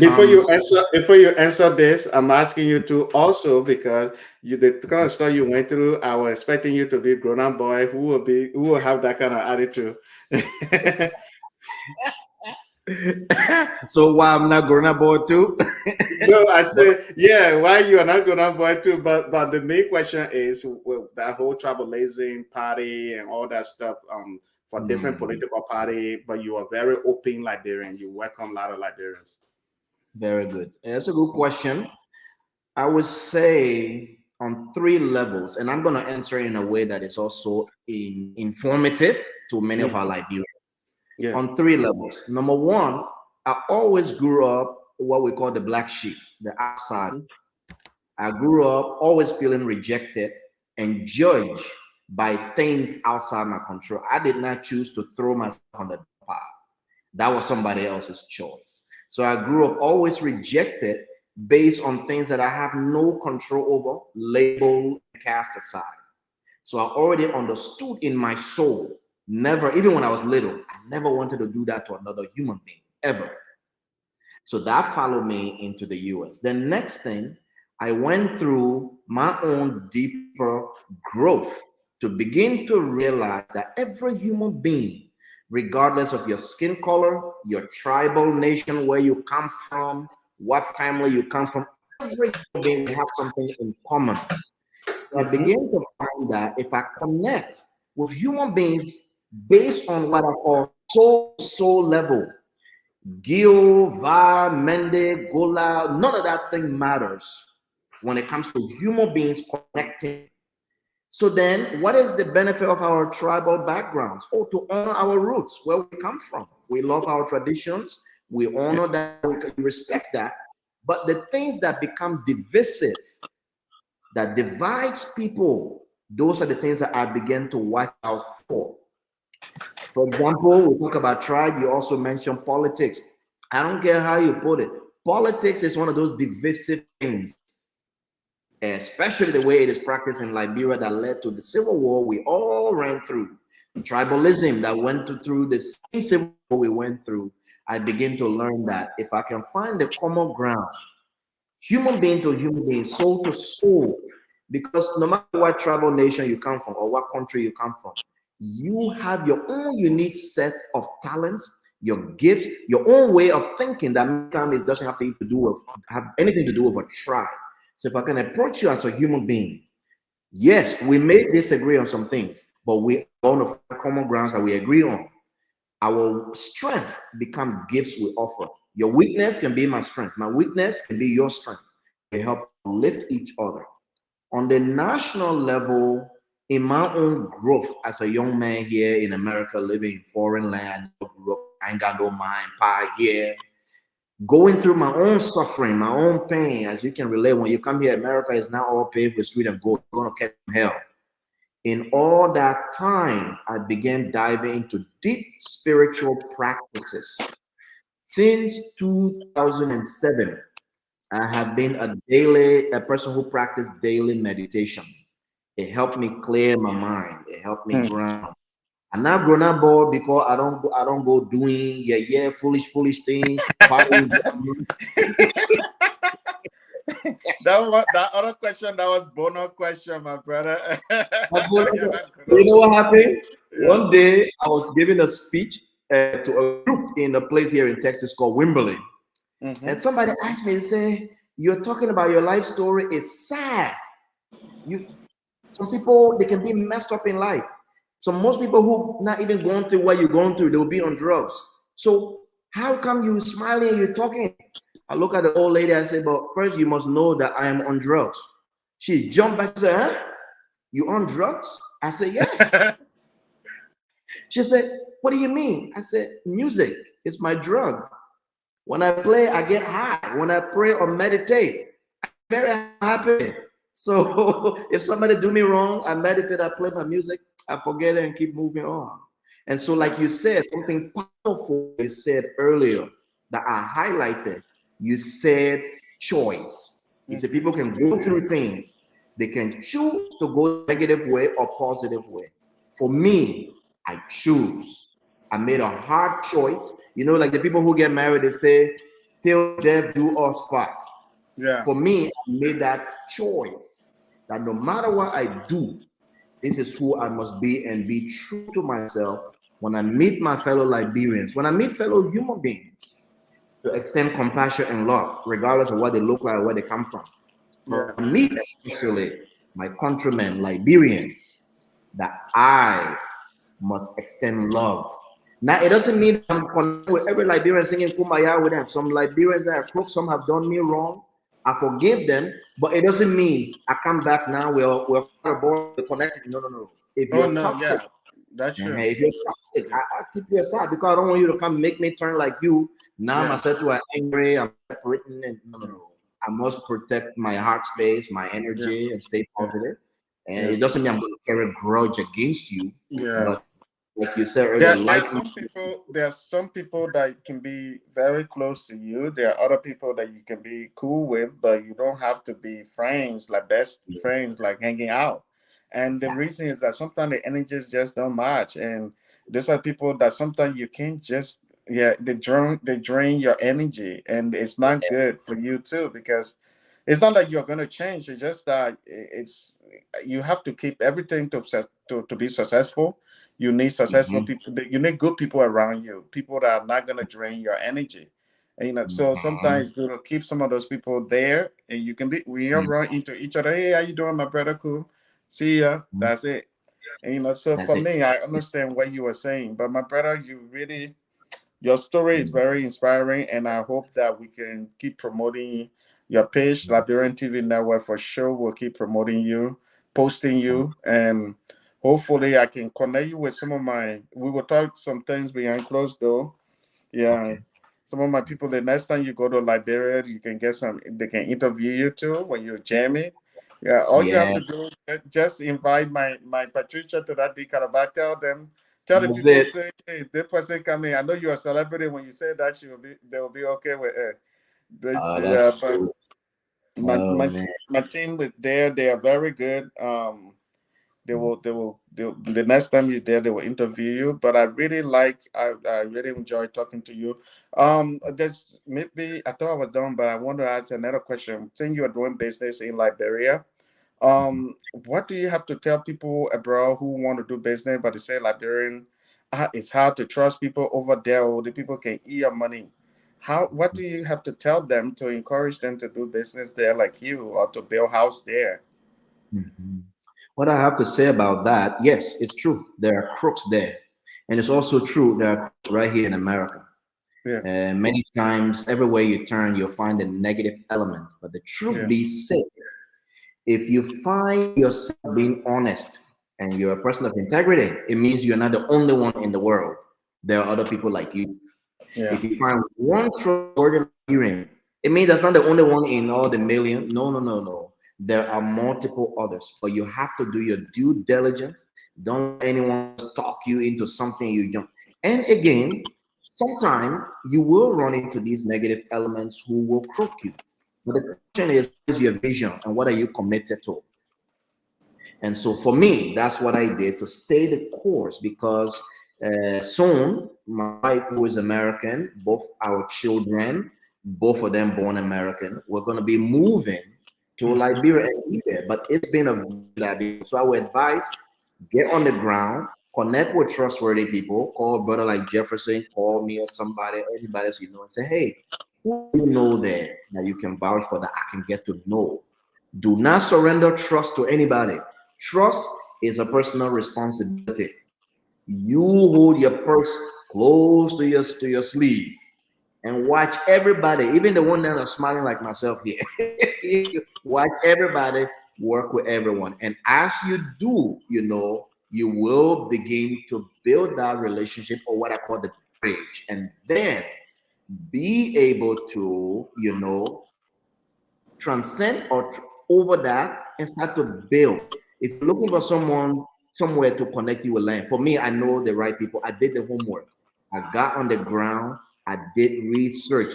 The right people, two trustworthy, honorable people who are themselves honorable members of society, controlling large families. One of them working in government. All these people to be able to find. Okay, I knew there were trustworthy people here. We can't be the only ones. So to do that, yes. At the same time, trying to do business there is easy. That's the truth about it. It's easy to do business. Don't let anybody tell you money not there, money there. They tell you, oh, Yeah. this player can get a lot. You can make money over there and do business. But you've got to know who you're working with and how to go about doing it. Yeah. So that would be my 2 cents of advice I would share. And something I want to plug, the guys who did my house, Anthony Bondo and his main man, Mark Lloyd. These guys, for me, I observed when I went to Liberia, don't just go with somebody that they recommend. Interview multiple candidates. Number Yeah. one. Number two, do background research on them. Do your Do own your due background. diligence. Yeah. Yes, that's the word. Do your due diligence. And then hire them on a trial basis level and see how they do, see how they work, and observe them. Have others observe them. These guys, Anthony Bondo and his team, I watched them from day one. Heart-centered people. When I say heart-centered, I mean they got heart, they got conscience. They kept on telling me, one of our own people coming from Liberia to come here and build, we have to help this brother. They kept on saying it. They said, it's not all about the money. We will help you. And these people helped me to carry out my structure. Very heart-centered. And they work with what I could afford. They work with what I could afford. So I told them, I said, man, the way you're finished showing me in our country, we got trustworthy people. I will not stop singing your praises. Yes. And so that is wherein we can do that. Yeah, there are many liars, any of these places, but there are still trustworthy, good-hearted, hard-working Liberians there. Yeah. Yes. Uh-huh. Yeah. Before I go, I want to ask you one more thing. No. What's your last thing you want to say before we end the show?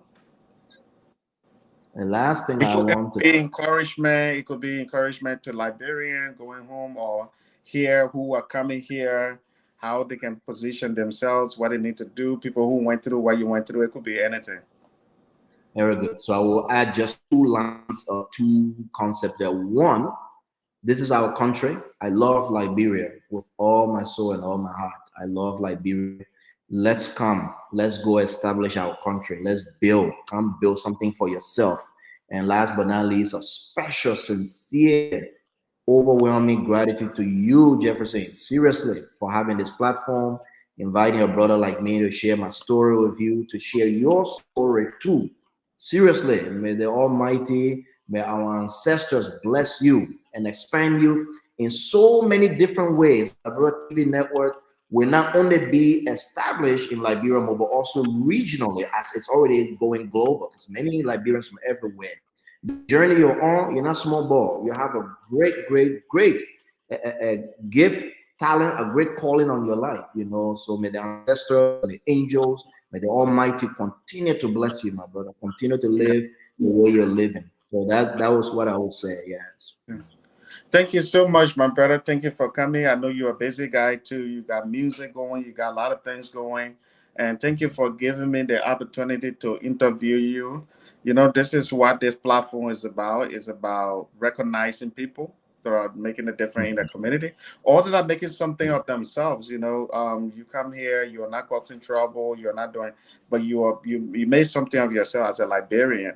And the fact that you love Liberia has even made it great for us. You know, so I'm very proud of you, and I hope people get to know you. And I hope we continue to promote you and the work you are doing. Just keep me, you know, I'm your friend. Let me know, and we can. If you have a business, I think the next time we interview you, it'll be more about your book. It'll be more Okay. about your music, and that's when we can do a lot of promotion. Today, it's just about people knowing you. Then Thank next you, bro. time it will be more about your book and everything else. And so I hope to have you here again. This is your own platform. If you have something you want to do, you want to talk Anytime. about, you have Yeah. the freedom. If you were close, I'll give you the that's the thing that people do. I give you the key. And this time, sir, I'm taking over. Jefferson now here, taking over now. that ill. Hey. But anyway, I just want to appreciate you for coming on and staying even longer. I know this usually is 1 hour, but sometimes I go longer than this. But but you're a busy man. The fact that you came here, you spent some time with me, we joke, we laugh, and behind the scene, we even joke and laugh more. And I appreciate you a lot. Yeah, reach out to me anytime if you see something on this platform you don't like. I always say, I say I like constructive criticism. I like people to criticize me if our platform is not going the right way, if certain things, you know. And even if I don't, if even if you're saying something that I don't agree with, I'll try to explain to you why this is happening. But I think we can grow better if we listen to people, their opinions. And so I'm open anytime you can reach out and tell me. And if the platform wasn't if I wasn't listening to people, the platform won't be at this level. I remember the brother that is watching, I think Asim, that's his Same, name. yes. Yeah, Asim. Yeah, I appreciate him because I know they were very patient with us. There came a time when the video quality was bad. The people we have reporting for us, they were not good. But we have people that were with us. You know, they still watch us. And today we have good.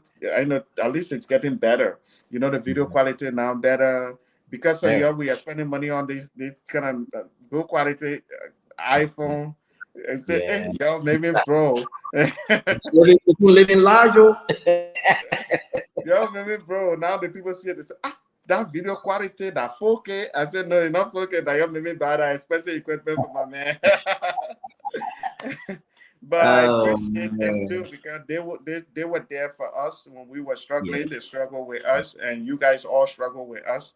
And now we are getting in a position where we are getting things together little by little. So, um, yeah, we he said, "Oh, my brother, we couldn't tell."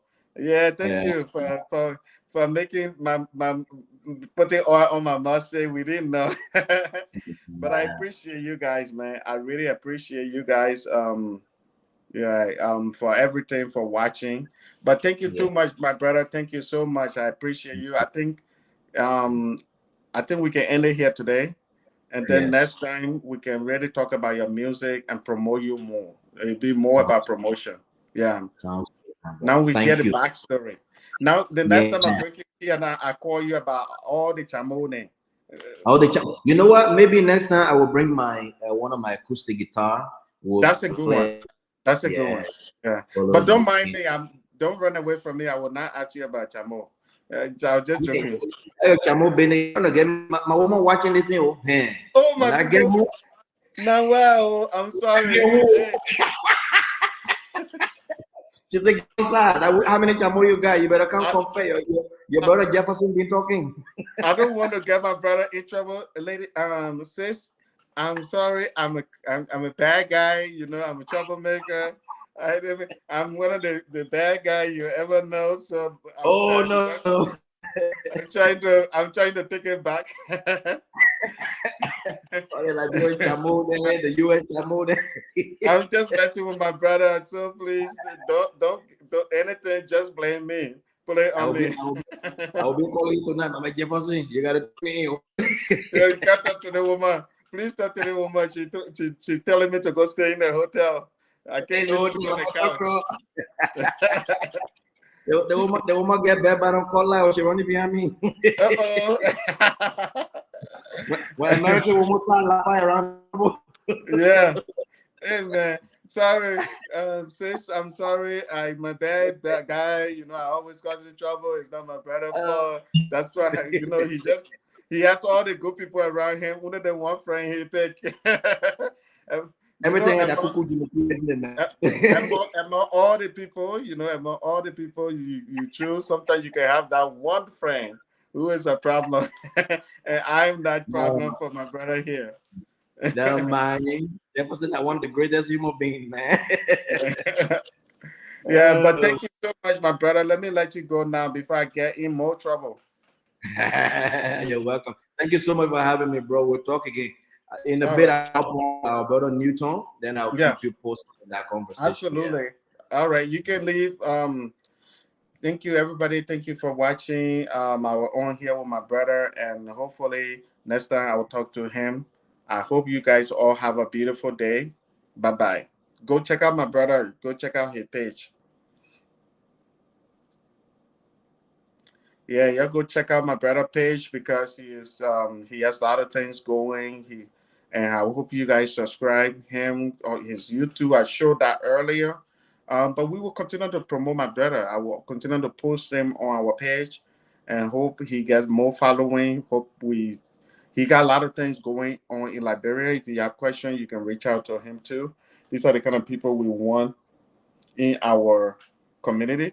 The blue Facebook and YouTube. Then for me, I don't see all the negativity, and I think I see all the positivity in the community, all the people that are very supportive, and I want to keep this going. It's just that my schedule doesn't permit me.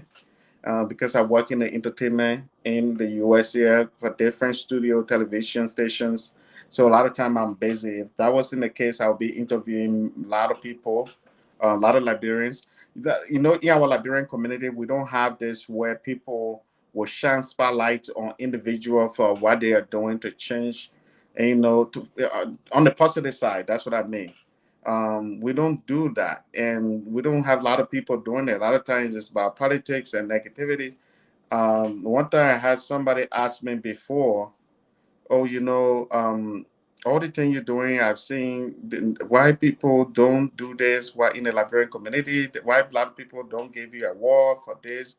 I have somebody brought it to my attention. Oh, why somebody at award show they will give somebody who only create content once every 3 months, but they haven't give you guys a award and this. I said no, I don't really care about that. What I care about is for me to continue to do what the platform was founded. It's not about what people do, what people didn't do. My job is to shine spotlight on people that are doing great job to make a difference in Liberia. Now we have about 5 persons working for Liberian TV network. We will soon be adding other people. We have social media people. We got video content creator. We got manager. These people that we have every month now, they are looking up to us to get paid. We now have people outside of Monrovia. A lot of these news media don't have that. They don't have people outside of Monrovia creating content. And so it's just getting started. You guys will see more. Y'all keep following our platform. And I'm just grateful to have people like Roland coming on my show, to have my brother Asim, who's been supporting today. He been watching and he told my brother Roland how he been following this platform for a very long time. I really appreciate him a lot because I remember when we first started the platform, we were looking for people. It was hard, and now we have people. So I'm very grateful to have that. Thank you so much, Asim for your support. And we will just keep doing what we can do. Tell Roland, I will talk to Roland. So you and me can get in contact. I appreciate you. Maybe he can give. I'll tell him to give you my number, or he can text your number to me. So because I've a lot of time when I see a comedian Liberian TV network thing, I try to call them and say thank you. Liberian TV network is active now on Facebook. We are posting stuff all the time. Like, a lot of time we post more pictures on Facebook more than we do on YouTube. A lot of time we post videos on YouTube more than on Facebook. So YouTube is more video. Facebook is more picture than video. So you guys can follow us on Facebook. It's the same name, Liberian TV Network. It'll be easy to find. So it's the same logo that we have on YouTube. If you are on Facebook, go check us out on YouTube. We post every day on YouTube. We don't miss a day on YouTube.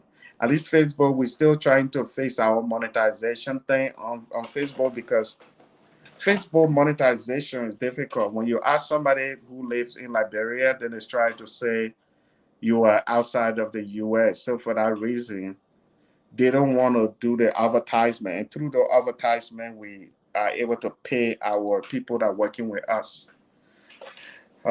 So yeah, you guys keep following. I appreciate you guys for this show. I will try to be coming on once in a while. There will come a time when I will hire somebody to consistently do live videos, interviewing different people, and mostly shining spotlights on Liberians who are making a difference or making something of themselves. Don't be surprised. Maybe I'll bring my brother Asim to help me as a co-host if he's want to come on and do that story of their life. Yeah, but anyway, I got to go. I will call you guys later. Bye bye. I'll talk to you guys later. Those that are calling me, those are the people I'll call later.